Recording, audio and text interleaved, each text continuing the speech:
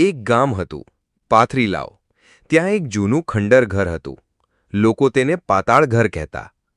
એવું કહેવાતું કે તે ઘરમાં અનેક વર્ષો પહેલાં એક સાધુ રહેતા, જેમણે જીવંત અવસ્થામાં સમાધિ લીધી હતી. ત્યારથી કોઈ પણ રાતે ત્યાં ગયા નહીં. એકવાર ગામમાં નવા શિક્ષક આવ્યા, રાજેશભાઈ. તેઓ નવું શાંત સ્થળ શોધતા હતા વાંચન માટે, એટલે ગામના પુરુષોએ મજાકમાં તેમને પાતાળ ઘરની ચાવી આપી. જોઈ લેજો, જો હિંમત હોય તો.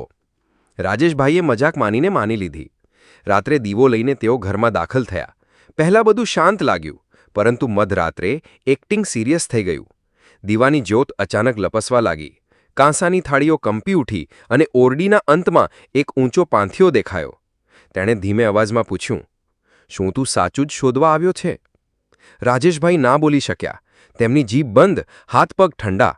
તે પાંથિયો આગળ વધ્યો અને ચમકતી આંખોથી તેમને જોઈને કહ્યું, પાછો જા, નહીંતર તું પણ અહીંનો એક બનશે.